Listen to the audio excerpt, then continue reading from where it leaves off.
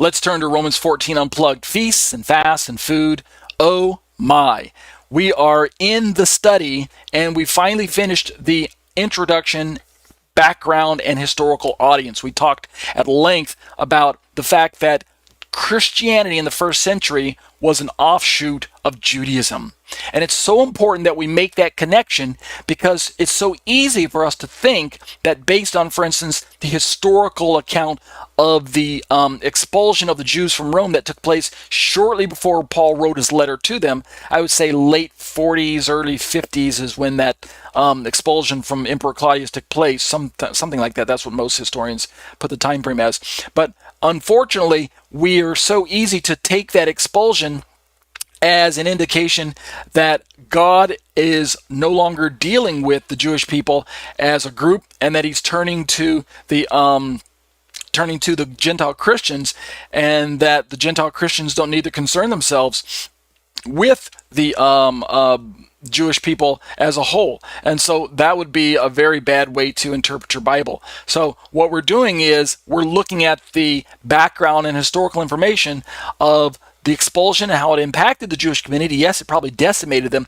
However, it did not, I believe, leave the Christians in a place where they couldn't have a viable Jewish community to connect to. In fact, I believe that we could kind of downplay the expulsion a bit, so as to say that it wasn't all of the Jewish people that were expelled, but rather it was all of those who were the troublemakers, or all of those in a certain region, maybe a certain city in Rome, or a certain neighborhood or such of Rome. Go back and read through the introduction information in my commentary available at takesthetorah.com and gain the perspective that I presented, especially using the historical account as told by Mark Nanos, a Jewish historian who believes that there was still a very strong Jewish presence there, so much so in Rome that Paul could write to the Gentile Christians and expect them to stay connected to the Jewish synagogues.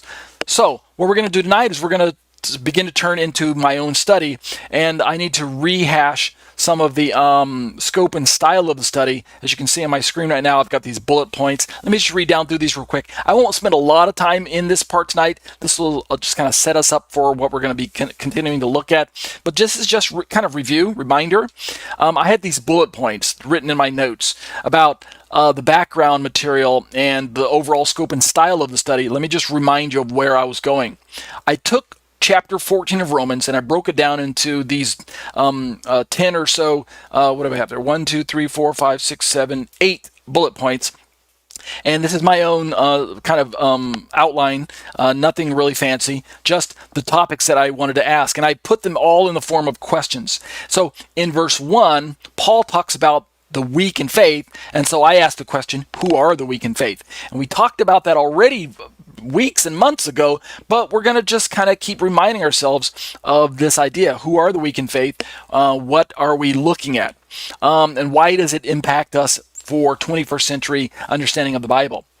What if I were to tell you, let me back up. What if I were to tell you that the weak in faith are probably not Christian Jews keeping Torah but believing in Jesus? In other words, Messianic Jews who still keep Torah. What if I tell you, contrary to popular Christian theology of the day, the weak in faith are not Messianic Jews? What if I were to tell you that instead, there's a high probability that the weak in faith are instead unbelieving Jews who are nevertheless interacting with the Jewish and Christian communities who are believers as they discuss the topics of who Jesus really is? Is he the long-awaited Messiah that we've been waiting for? Speaking from the unbelieving Jewish perspective, or non-Christian Jew in that day, they would have had a faith in God, they would have expressed a monotheistic faith in God, and they would have demonstrated a loyalty to God's Torah. This would have been the national Jew of Paul's day. However, he may not have articulated a belief in Jesus as Messiah, but if he wasn't hostile to the idea, then he was open to having dialogue with Christian Jews and Christian Gentiles about the prospect of Jesus being the Messiah. These are the weak in faith that I believe that Paul wants the Gentile Christians, the brothers, the Messianic Jews, to continue to interact with, to pray for, and to do what they can to try and bring them and win them over to a belief in Jesus as Messiah. How are they going to do that if they're breaking off and forming their own communities? How are those Christian communities going to continue to reach out to those synagogue Jews if they're separate from the synagogue? Aha, that's the challenge. I believe that that Paul wanted the Gentile Christians to stay connected. And indeed, there was not the split between church and synagogue in Paul's day like we experience it today. Let's keep reading. The second bullet point deals with chapter 14, verses 2 through 4. What is the contrast between anything and vegetables?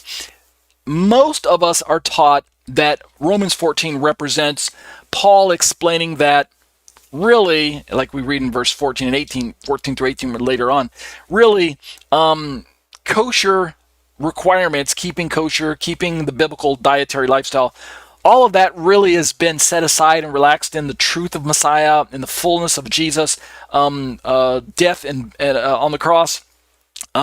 Jesus did what we couldn't do. He fulfilled the law, and so we don't really have to worry about that anymore. That's what really taught. Moses has been filled up to its fullness. The law has been fulfilled. It's been set aside, relaxed, done away with. And now we're under a new law, a better law, the new covenant. And so in this discussion, it's not necessary to keep kosher. It's not even really advantageous to make a difference between clean and unclean. So really you can eat anything you want. But there's still going to be people out there who have this kind of suspicion about what's clean and what's not clean. And so how much more the Jews in Paul's day who were still raised with kosher issues, they're going to want to keep dietary laws even though they're Christians. And so what do we Gentile Christians do about all that? Well, that's the normal discussion. But what if I already tell you that actually it's probably not a kosher discussion at this point where Paul's talking about the contrast between anything and vegetables? I think it's better understood from the perspective of fasting and non-fasting, eating and not eating on certain days, and we'll get to those days in a second. So the idea about eating anything and eating vegetables has to do with, yes, clean and unclean, but it also is related to fasting, and we'll look at that in a bit. So I think that's probably the better context of this particular part of Paul's letter. We'll rehash some of that as we go on. We're certainly going to have to deal with it because, as I understand chapter 14 as a whole, one of the primary contexts is actually food issues. Table fellowship is one of the primary issues of chapter 14. And we can tell this by looking at some of my bullet points. So look at the next one. In chapter 14, verses 5 through 9, I have the question, are Christians free to worship God any day of the week? Again, we've been told that the issue at hand is Paul discussing Saturday versus Sunday. That's what most Christian Bible pastors, commentaries, seminarians, professors, theologians, they're all going to focus on the idea that Paul is really saying it really doesn't matter what day you worship God. God really doesn't need to be tied down to a special day. All days are alike. Every day is really special to God. The most important point is that you meet with God. I'm not really trying to minimize some of those truths. It is true that God is bigger than any one day. And it is also true that God accepts you for whatever day you worship, to the degree that God accepts you based on who you are in Messiah. God doesn't limit you based on the doorway that you come through when it comes to worship days. In other words, let me say it this way. It is true that I can meet with God any day of the week. He is available, right? He makes himself available to me as his son to meet with him any day and any time. I mean, right now, at this very moment, I could cry out to God and have an audience with God right now. I don't have to wait to the end of the week or something like that. However, biblically, when we're talking about biblical principles that have been already established by God himself, the Sabbath is not one of those debatable topics. Therefore, it's highly unlikely that Paul's having a discussion of Sabbath versus Sunday this early on in his letter and this early on in Christian history. The debates of Saturday versus Sunday are probably not going to take place for a few more decades, if not maybe 100 or 200 or 300 more years. We know that formally speaking, the Christian church is going to make a formal decision on the worship days, when we get to our councils and things like that, 300s, 400s, mid 300s, such like that. But right now, this is just a bit too early to have a Sabbath versus Sunday debate. What if I were to tell you that instead, what Paul is probably talking about are fast days versus non-fast days? And guess what? Fast days aren't mandated in the Bible. We know that the Pharisees fasted twice a week. I believe the biblical count indicates that it was on Tuesdays and Thursdays, something like that, or Mondays and Thursdays, I can't remember. But nevertheless, it was simply a tradition according to whatever denomination of Judaism you were practicing. And so even the Didache, which is a surviving early Christian document, attests to the fact that fast days were questionable or debatable topics. So I think that's what Paul's referring to. This plugs it right back into the previous verses about food issues, anything, vegetables, and things like that. And it also plugs it into the other parts of the passage where Paul's talking about clean and unclean and other topics related to food and table fellowship, fasting and non-fasting. Those are the topics of debate.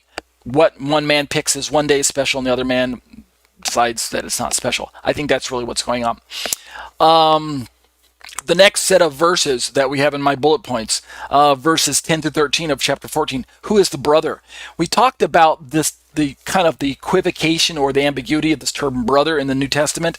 Keep in mind that when Paul wrote his letters, and remember Paul wrote most of the New Testament, Paul began to use terminology that now has become normative in Christian circles. That is, the term brother indicates Jews and Gentiles in Messiah, brother Christians. However, this word was already in use by the Jewish communities before the rise of Christianity and the influx of Gentile Christians into the Jewish communities. The Jewish communities had been using the word brother. The Greek word would be adelphos or something to that effect. Adelphoi, adelphos, the plural brothers, adelphoi or something. Delphon, I can't remember what the root word is. I think it's delphos, but achi in the Greek, the achim or achi, your brother. These terms would have been in use in the Jewish communities to refer to fellow brother Israelites or fellow Jews, fellow brother monotheistic God-believing Israelites. And so for Paul to come along and use a term that, borrow a term and apply it to Christian communities must have been a kind of a specialized term until it became more of a broad use. Here's what I purport or propose. When we're reading through the Bible, the New Testament part of our Bible, the term brother is most naturally going to refer to brother Christians. That's just the fact, and you can corroborate that by using any concordance that the word brother most often refers to Christians. However, what I don't want us to do is lose sight of the fact that brother also can connect Christians to the greater brotherhood of Israelites or Hebrews, of which Paul was, right? Just because Paul was a Christian doesn't mean he stopped being a Hebrew. He didn't stop being a Jew. He didn't stop being an Israelite. And so Paul can look and talk and speak to Hebrews and Israelites and fellow Jews as his brothers, and we can understand the brotherhood of Israelites. But don't you think Paul would also want his brother Christian Gentiles to also connect to the Israelites as covenant brothers?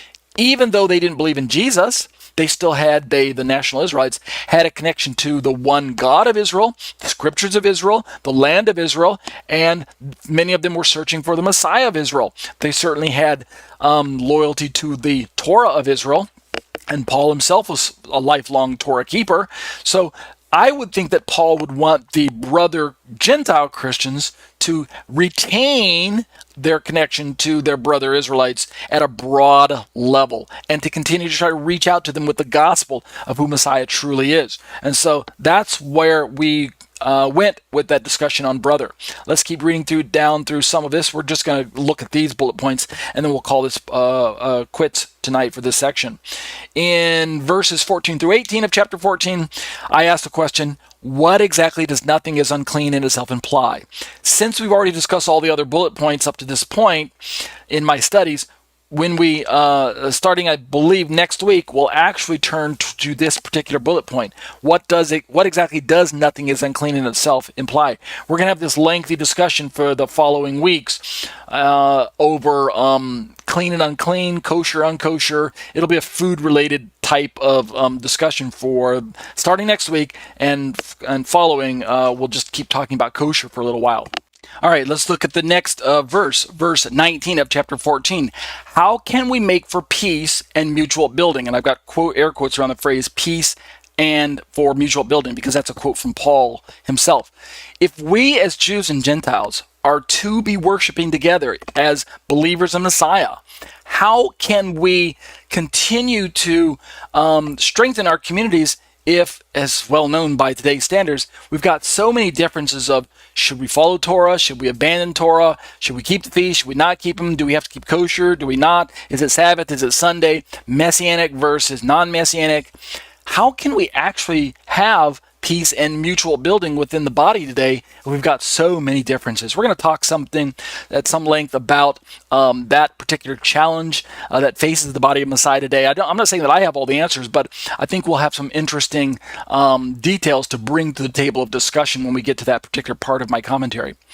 In chapter 14, verses 20 and 21, I asked the question, what does everything is indeed clean mean? This is going to connect us once again back to the kosher discussion as Paul brings up this topic, table fellowship, but it'll be a little bit broader than that. It should include topics related to not just table fellowship and food-related issues and clean unclean.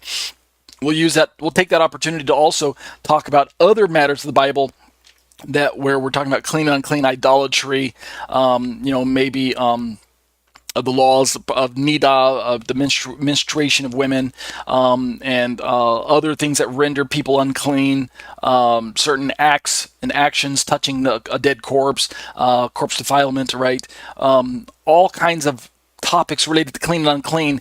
We won't be exhaustive, but as it's pertaining to our 21st century Christianities today in Messianic communities, how can we make sense of all these seemingly obsolete purity laws? We might even bring in the issues of animal sacrifices and how that they were used in that day to restore ritual purity. Well, we don't have animal sacrifice today, so if ritual purity is an issue, right, clean and unclean, how do we deal with it? How do we return to a state of ritual purity if indeed we are contracting ritual impurity? Those are some of the things we might talk about when that time comes. And then last bullet point in that list, and we'll draw our study to a close tonight with this. In chapter 14, the last two verses, 22 and 23, I asked the question, how do we keep the faith we have between ourselves and God? Paul concludes part of his letter with this challenge of keeping our faith to ourselves. Well, on the face of it, if we were to misunderstand Paul's statement, we would have Paul saying, don't even witness anybody. We know that can't be the case because that would cause the Bible to contradict itself. Remember we talked about formal contradictions in our Trinity study. We know that Yeshua commissioned the disciples to go into all the world and preach the gospel, Matthew chapter 28. Well, this commission applies to us as well today in 21st century circles. We are still commanded to take our faith and share it with other people around the world. So when Paul says, keep the faith you have between yourself and God, that cannot certainly apply to the gospel faith. But if it doesn't, then what is he referring to? Is he referring to keeping kosher issues, Sabbath issues, dietary issues, festival issues, Torah-related issues? Is he talking about keeping that to yourself? Well, I don't think that's the case either. So we're going to talk about what does that mean. So that'll be a bit of a challenging section as well when we get to it. And basically that'll do it for our study for tonight in Romans chapter 14. We're not going to deal too much with the rest of the chapter. Like I said, when the time comes next week, we'll jump into, I believe we're ready for this bullet point right here. What exactly does nothing is unclean and does self-imply? I think that's where we're going to go next week, okay? And that'll do it for Romans 14 Unplugged, Feast and Fast and Food. Oh my.